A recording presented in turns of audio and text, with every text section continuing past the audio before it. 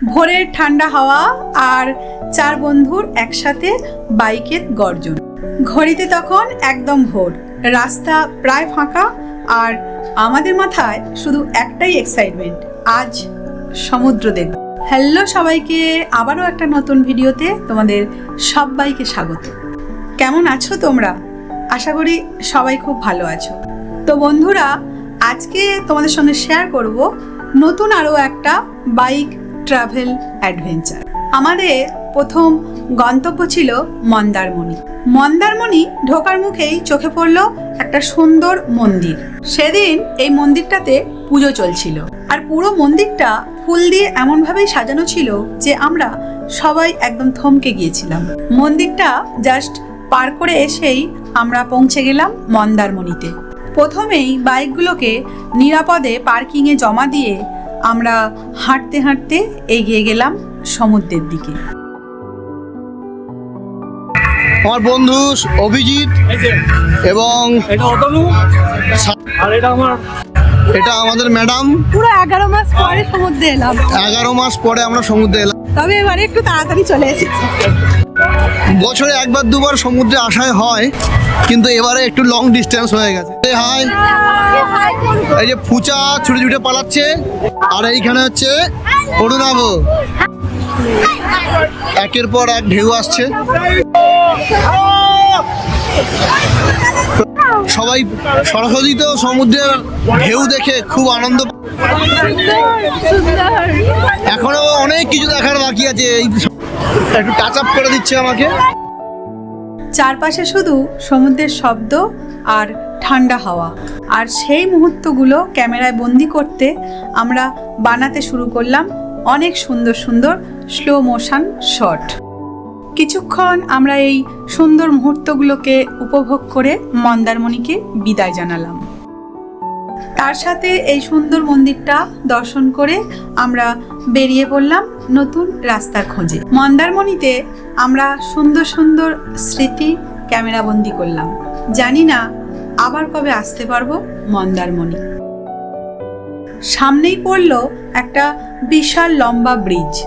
ব্রিজটার ওপর উঠতেই যেন অন্যরকম একটা ফিলিং কাজ করছে। চারপাশে খোলা হাওয়া, সামনে লম্বা রাস্তা আর বাইকের গতি।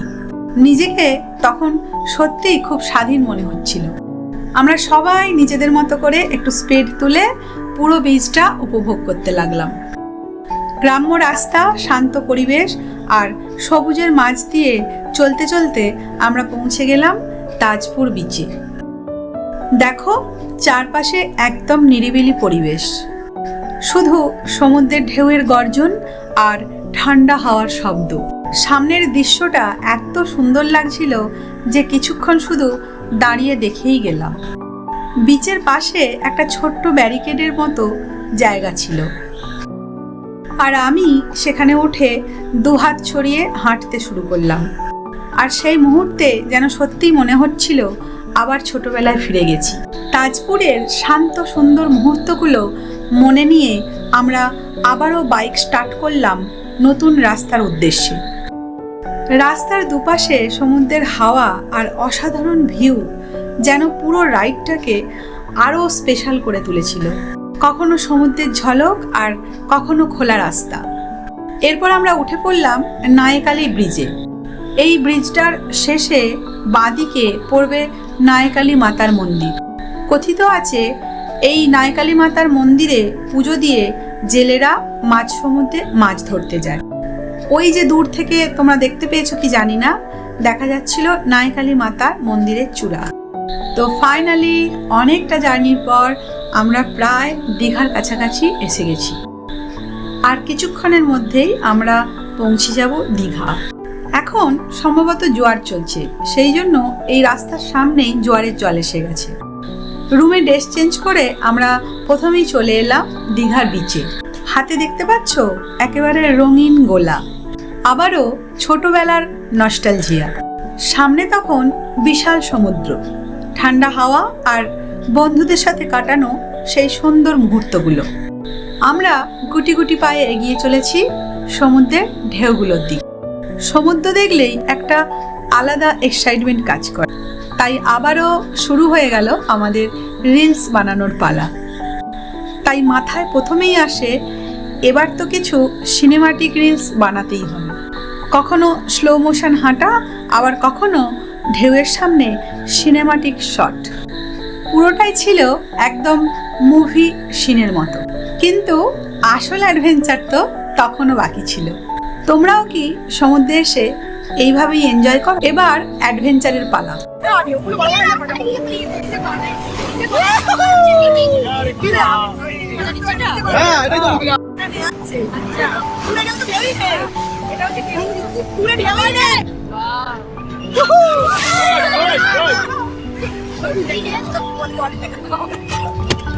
Ready? Everybody! Let's enjoy!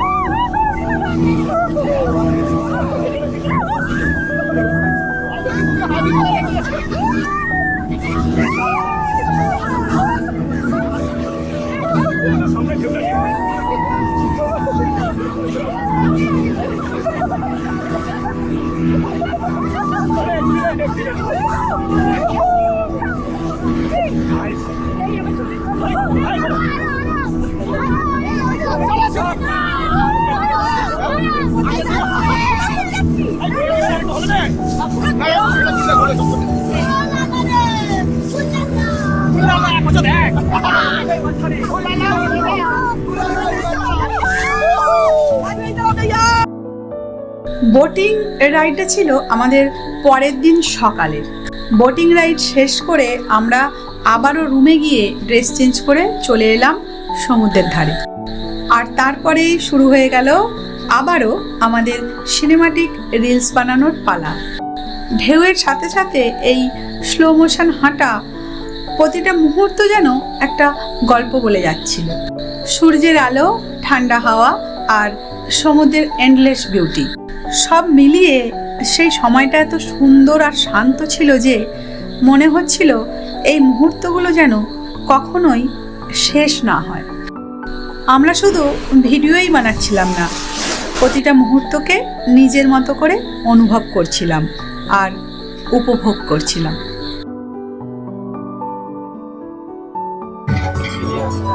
Good evening from new Digha.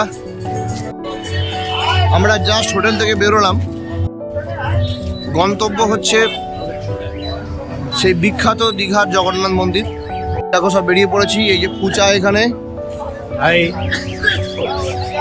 এই যে পিঙ্কি ম্যাডাম, এবং প্রত্যেকে এখানে আছে আমাদের বিদিশা ম্যাডাম। আমাদের এই যে নতুন কাপল, এরা একটু পাত্তা নেই, অনেক সময় নিচ্ছে। যাও, ঠিক আছে, কোনো সমস্যা নেই তাতে।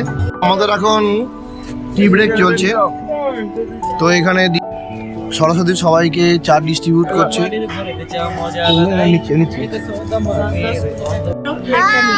কুরকুরে খেয়ে খেয়ে হাঁপিয়ে উঠছে। আর এই একটা বিচ্ছু, এ না পাচ্ছে খেতে, না দিচ্ছে খেতে। দূরে ওই দেখতে পাচ্ছ দীঘার জগন্নাথ মন্দির। আমরা অনেক ভক্তির সাথে মন্দিরে প্রবেশ করলাম। মন্দির যেইভাবেই প্রতিষ্ঠা হোক না কেন, ভক্তদের কাছে সব মন্দিরই সমান।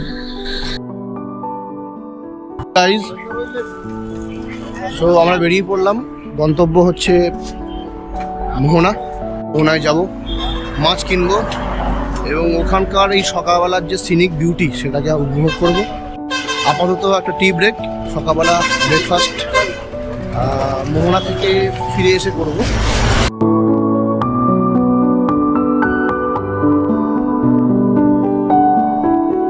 চা কেমন?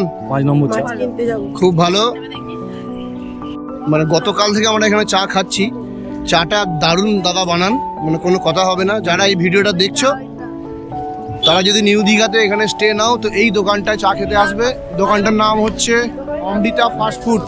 গরম গরম চা শেষ করে আমরা সবাই বাইক স্টার্ট করে বেরিয়ে পড়লাম মোহনার উদ্দেশ্যে। রাস্তা দিয়ে যেতে যেতে চোখে পড়ল জগন্নাথ মন্দিরের বিশাল বড় গেট।